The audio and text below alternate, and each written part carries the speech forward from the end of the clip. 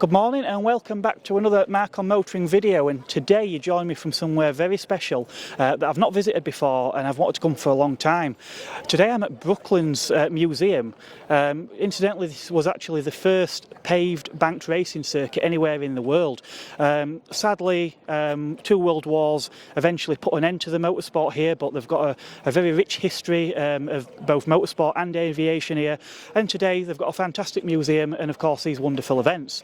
Now, joining me to my left, I've got I've got Bernard. Bernard, thank you very much. Good morning to you, Mark. How Morning, Bernard. Good, Fantastic. thank you. Bernard's one of the representatives of the museum here. Brooklands Museums, that's right, I absolutely am. And today we have an event called French Day.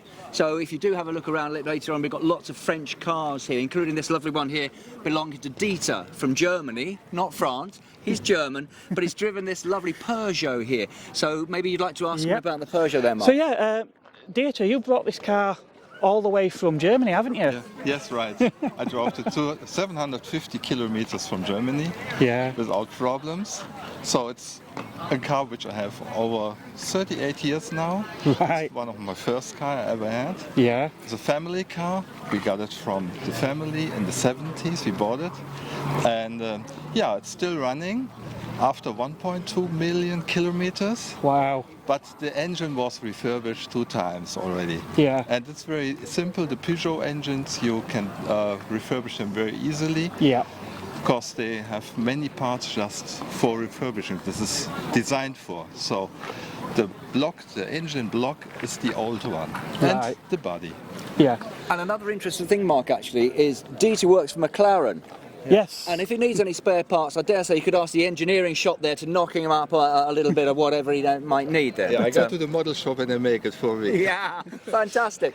Another interesting fact is Dieter's mum was the first owner of this car back in 1970, wasn't it? Yeah, 1970. Dieter bought this lovely, and I don't know if you can see the car actually, it's a cabriolet, it's an open top Peugeot. What model is this? Peugeot 104? 304 A 304. S, like sport, Okay. but with a hand steering, hand gear. I don't know what it is in English. Hand steering? The column hand change? gear, Column gear change. Column gear change, Wow, yeah. fantastic. So this is not very often. No, it's certainly a rare beast. I mean, I must admit, I don't think I've seen one of these even at any of the other French car events that I've attended.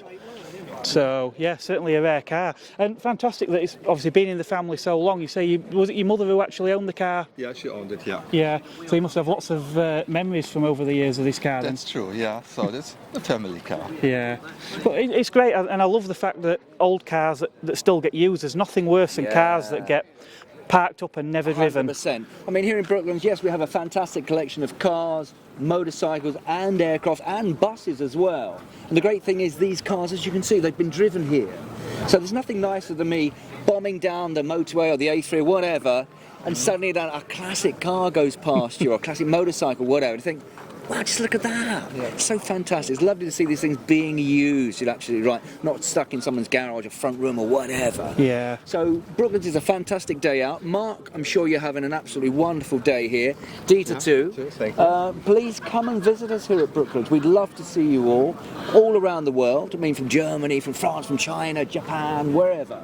And England, of course, too. Yeah, of course. Of course. I must admit, I feel bad that it's taken me 41 years to actually get down here to visit myself. But yeah, from what I've seen so far, I'm certainly glad that I've came. It's a cracking museum. It's well worth a day out. We've got lots of stuff for the kids and everything like that as well. But do come along. Excellent. We're only down. We're in Weybridge in Surrey, not far off the A3. The M25 is very accessible. Gatwick Airport's not far away. We hope to see you soon. Have a great day. Thank you very much for watching. Well, in the meantime, I'm going to go have a look at some of the other vehicles that are here, because there are some excellent cars to see. And what I will do for you, Bernard, is I'm going to leave some links to the museum's website in this video description. So once you've done watching the video, by all means, have a read through the description, click on the link and plan your visit to Brooklands. Brilliant. Thank you very much, everybody. Thank you, Dieter. Thank you very much. Well, there are a heck of a lot of Citroën 2CVs still remaining on our roads today. In particular, 2CV 6 Specials. Quite often see the quite well-known Dolly paint scheme 2CVs. What we have here though, this black and yellow looks fantastic. This is a Charleston.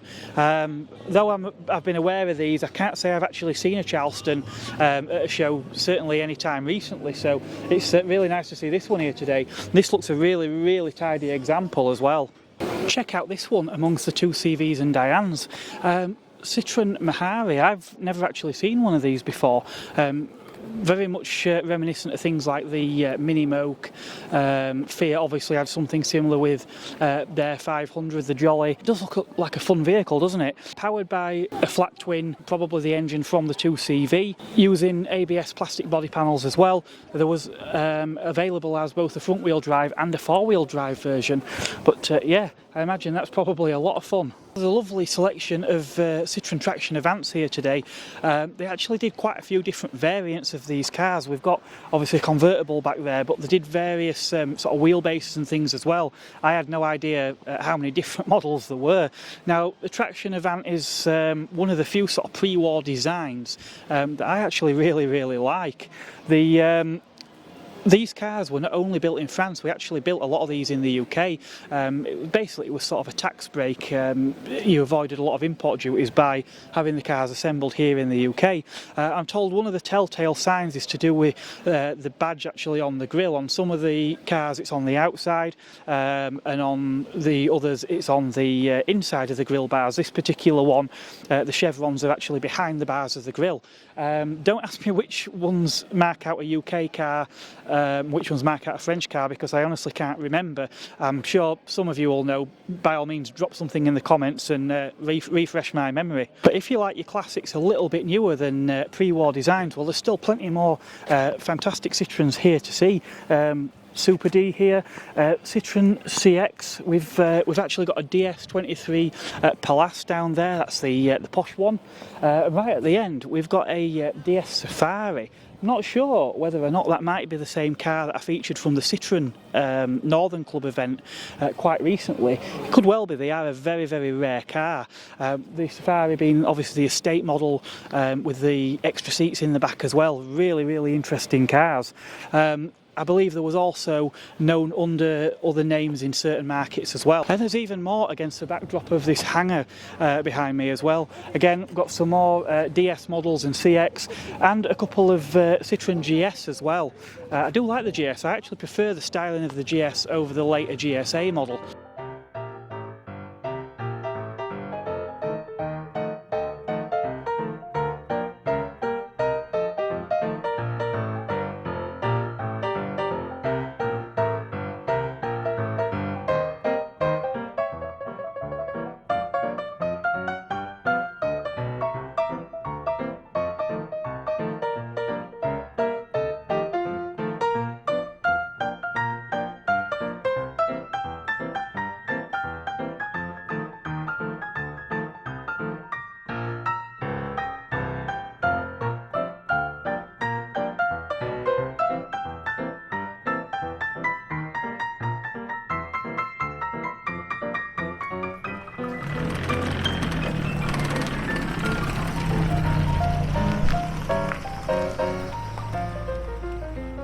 Behind me I've got a lovely Renault 8 Gordini, which has been brought here today by Avril and Ray.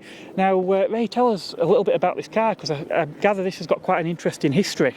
Yes, it's had a bad crash, which is very unfortunate, and so we had the car as at the circuit track. It was all very good, everything was going well, but unfortunately there was a major crash in the poor old thing on the last run, right. And so as you can probably see, the damage of the car. Yeah. We've left the car. We do a lot of work, and so the car we plugged it in the garage, and that was about 10 years ago. Yeah. Unfortunately, but anyway, so when we heard about these guys here, we decided, well, we'll bring the car out. Yeah. Let them have a look. It is repairable, the car. Yeah. Also, if we just look around here, Nicholas Manassian, do you know him? No, I can't say I do. Well, it's one to have a look at, because he was in the car. This is a professional guy. Yeah. I would drive the second time round out. And so, yes, that's him. So this is a very famous bloke. Right. That's pretty good as well. So, Yeah. so that's sort of, you know, good fun. Yeah. Now, Avril, you look like you've dressed in the spirit of things today. Yeah. How are you enjoying today's event? Yes, we're having fun. We have always gone to Goodwood and, you know, been involved in dressing up, and we won the best presented team. Oh, right. As the French people. Yeah. In 2011, yes. Oh, that's fantastic. Yeah, so that was good. Yeah. So we've had a lot of fun with the car and with Goodwood and. Yeah. Well, thank you both very, very much for letting me have a look at this wonderful car. Well, if you get fed up, just come over and see us, and they might have a cup of tea and a bun or something. Oh, I'm always in for a cup of tea and a bun. We're here. Okay. Jolly good. Great, thank you. Thank you very much. Well, I'm having one of those classic kid in a sweet shop moments this morning. So many incredibly rare cars here today. Renault Caravelle down there. Again, you just don't see those out in the wild that often at all. Renault 8s, several Renault 8 Gordinis. I mean, again, when do you ever see that many Renault 8s, let alone Renault 8 Gordinis? This car behind me, Renault 25, again, incredibly rare these days, but this one in particular is probably rarer than most. This is thought to be the last surviving UK Renault 25 limousine. Obviously you can denote that by the slightly longer rear doors, just adds a little bit more into that car's wheelbase, but yeah, I've never seen one of these before ever. They're not the standard wheels the car would have come with from the factory. I think they may actually be off a Laguna 2 Extreme from memory. Well, if I could take one car home with me to put on my drive today, I think it'd probably be this one. Mark 1 Renault Clio, but this is a Phase 1 car, so a pre-facelift, and it's the 1.8 16 valve, often affectionately known as the Valva. But as I say, you can tell this is a pre-facelift car. We've got those original turbine wheels as well, and I think they look fantastic in this blue as well. You really don't see many of these at all. Unlike the Williams, they just didn't get cherished, and when they became older cars, so many got stripped out and converted into track cars. So really is a rare thing to see such a nice example of one of these.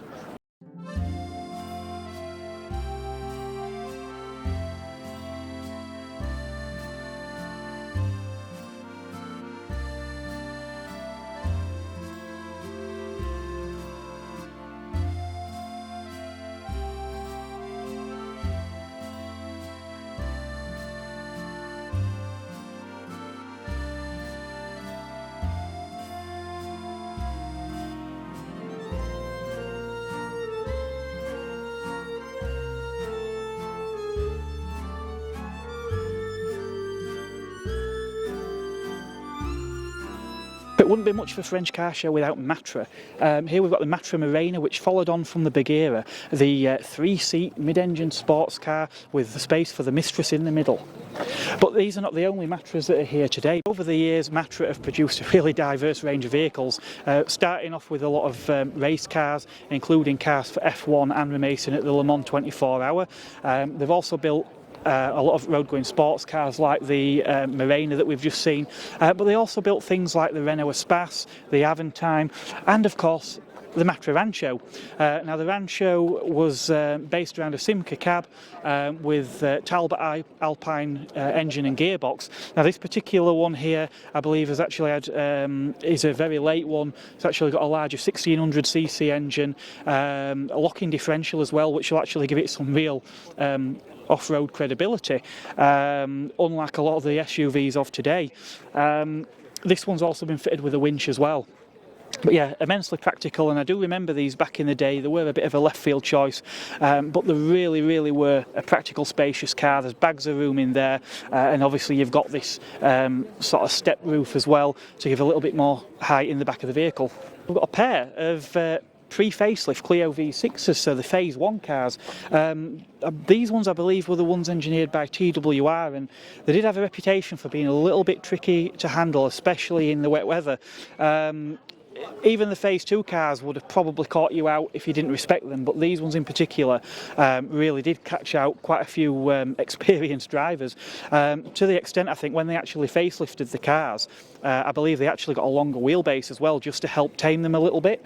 But I'm not going to concentrate too heavily on these cars today, although I have noticed we've got a hill test passing the windscreen of this car, so we might get some footage of this car going up the hill a bit later on, which should be quite interesting.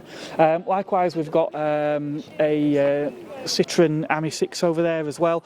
Again, I've featured some of these cars at other events, other French car events that I've filmed at this year, such as the Citroen Northern Car Club event at Wetherby, that were quite recent, and at Alton Park. So today I am trying to focus on some of the vehicles that I've maybe not featured before.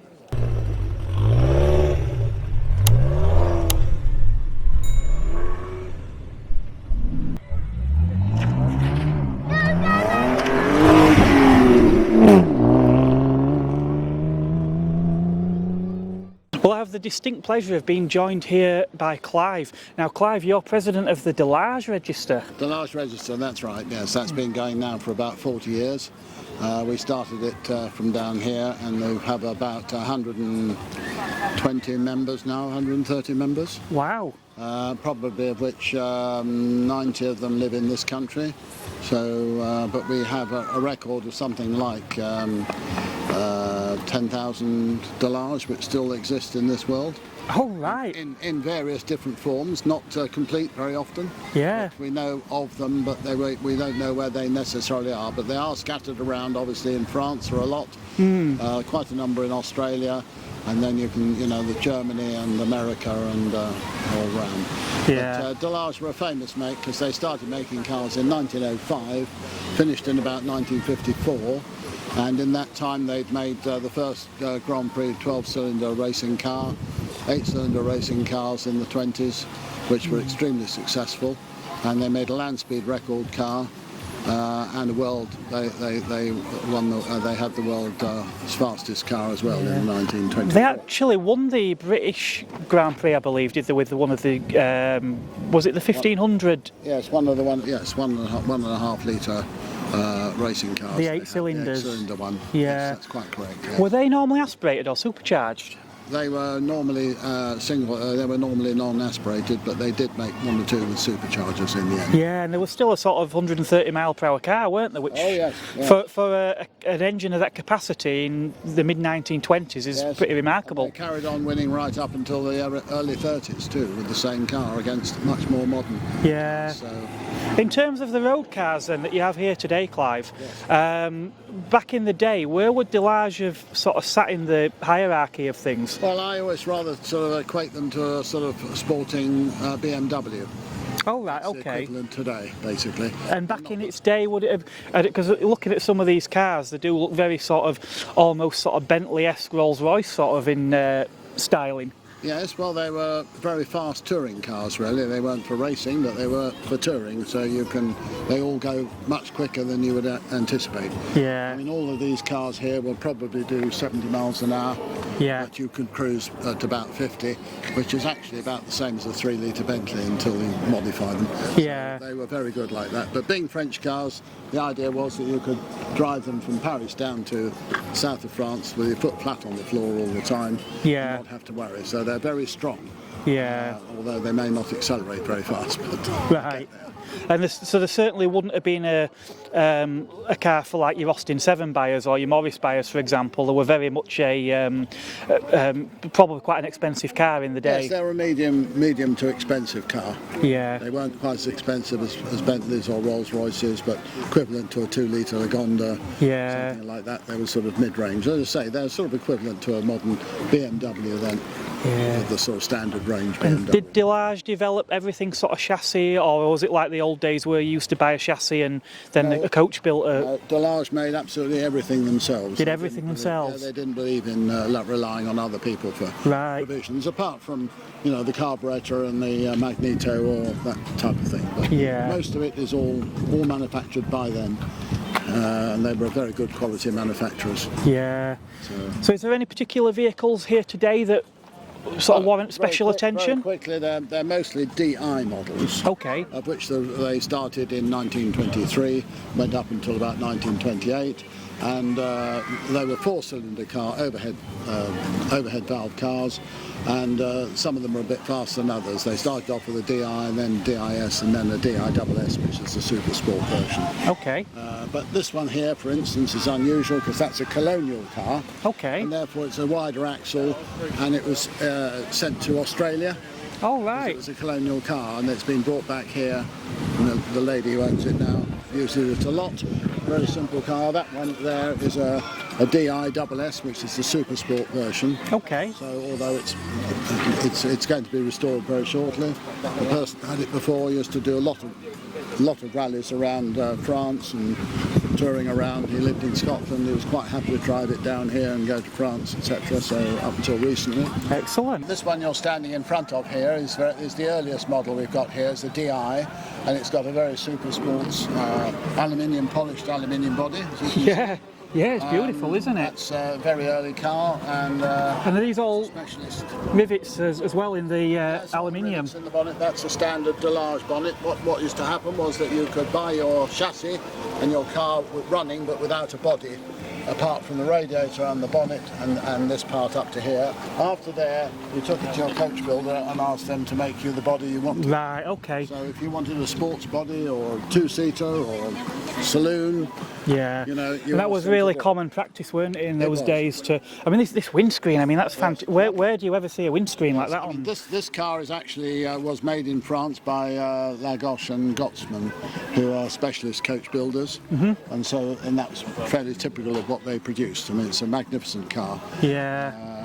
But that's only a DI, so it's not the fastest. Yeah. This one here is a DISS, which is the fastest of the DI models. Okay. You know, that's capable of a good 70 miles an hour, and it's that's a little bit special. It's very low, as you can see, in comparison to this one here. Yeah. So they did make a lot of variants. Yeah. So there is one other car, Clive, that I've spotted here this morning, one down at the end. It looks quite a bit more modern than some of the other cars along here. That car down at the end actually isn't a Delage. Oh, right, okay. That's why. It's a Talbot. Oh, right. I saw it parked in this register with your cars this morning. And he wants to sell that car, so he's brought it along today rather than his DI model. Oh, right. Which is very similar to this yellow one here. Right, okay, excellent. Sorry about that. No, not a problem at all. Well, that's been very insightful. I've really enjoyed that. Thank you very much, Clive. Anytime, yes.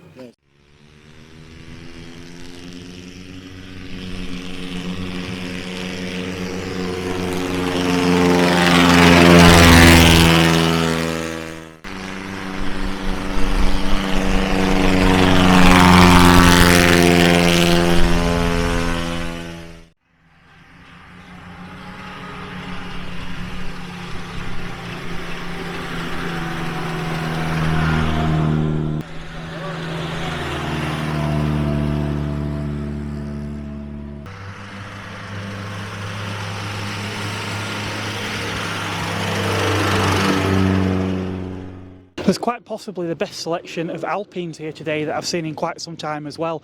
Everything from the modern A110s all the way back to the early A110s. We've got a pair of lovely GTAs in front as well. A610 behind me. You're probably hearing in the background a bit of noise. There's a lot of cars now actually waiting to go up the hill, so I'm rushing around to try and get a few more cars filmed. Then I'm going to head over there.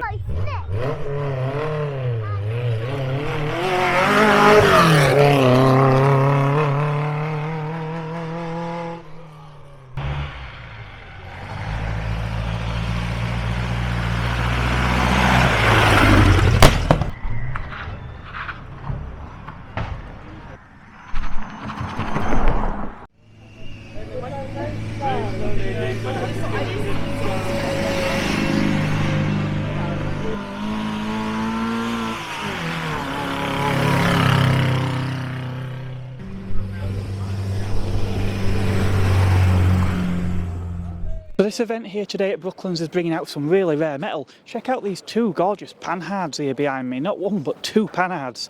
I've only actually ever seen one in the metal before, a CT24, much like this one here next to me. Actually, engine and running gear is largely Citroën 2CV derived, but you've got to admit it's a gorgeous coupe body style of these. As I say, they are exceptionally rare. I did actually interview the owner of one of these CT24s just last year at a classic car show at Burton Constable, so you may wish to check that one out at some point if you want to learn a little bit more about these fantastically rare cars.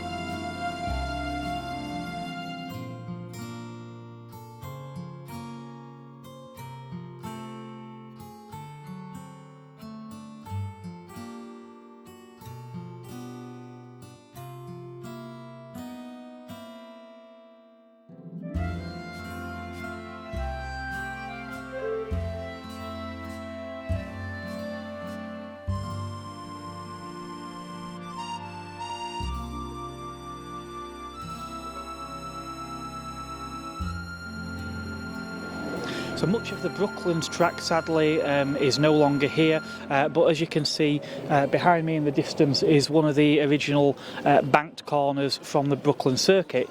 This bit down the middle here that you can see, this was actually the finishing straight that was added onto the track. I believe the track was a little under 3 miles in length originally, and then this finishing straight gave a track length of up to just over 3 miles. I've had a great time here today at Brooklands for this event, and I hope that they do run this event again next year, because it's definitely well worth a visit, not to mention obviously the museum and everything else that's here as well. I will probably be doing a few local events over the coming weeks, just to try and cut down on some of the cost of producing these videos. I've done a few big events lately, and yeah, the costs do soon spiral if you're not careful. That said, I do have another large event in September. I've got Bewley for their Simply French event, which has ran for a few years, but I've never been before, so we've got that to look forward to as well. As always, if you've enjoyed the video, give us a thumbs up, comments down below, and if you haven't already, do please hit that subscribe button, and who knows, maybe one day I'll be able to monetize the channel, which will help fund the cost of producing future videos. Thanks again for watching, and I will catch you on the next one.